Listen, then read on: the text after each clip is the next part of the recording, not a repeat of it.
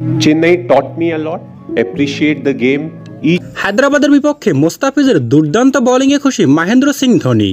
তাই আজ পাপনের সাথে কথা বলার পরপরই সংবাদ সম্মেলনে এসে ফিসকে নিয়ে সুখবর দিলেন MS ধোনি, যেটা শুনে খুশিতে দিশেহারা বাঙালি ক্রিকেট ফ্যানরা। চলুন দর্শক, এখনই জেনে নেই সেই সুখবরটি কি। দর্শক, IPL-এর চলতি মৌসুমের শুরু থেকে ছন্দে ছিলেন বাংলাদেশের পেসার মোস্তাফিজুর রহমান।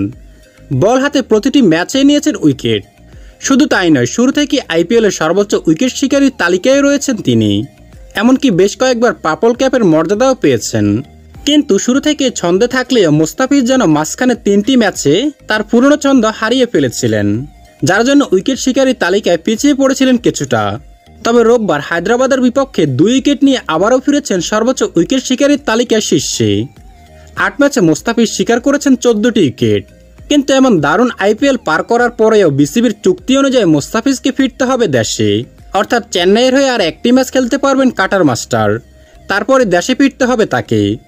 আর তাই বর্তমানে চেন্নাইয়ের সেরা বোলারদের স্বীকৃতি পাওয়া মোস্তাফিজকে পুরো মৌসুমের জন্য পেতে বিসিবি সভাপতি নাজমুল হাসানের সাথে এরই মধ্যেই কথা বলেছেন মহেন্দ্র সিং ধোনি। ধোনি জানান, মোস্তাফিজ এই মুহূর্তে আমাদের দলের জন্য গুরুত্বপূর্ণ একজন বোলার। আমি চাই সে পুরো মৌসুম চেন্নাইয়ের হয়ে খেলুক। আর তাই আমি পাপনদার সঙ্গে কথা বলেছি। উনি আমাকে আশ্বাসও দিয়েছেন, বলেছেন বোর্ড মিটিংয়ের সিদ্ধান্ত নিয়ে তারপর আমাদের জানাবেন। তো দর্শক বন্ধুরা, আপনি কি চান মোস্তাফিজকে পুরো মৌসুমে IPL-এ খেলতে দেওয়া হোক? তাহলে কমেন্ট করে জানিয়ে দিন এখনই আপনার মূল্যবান মতামতটি।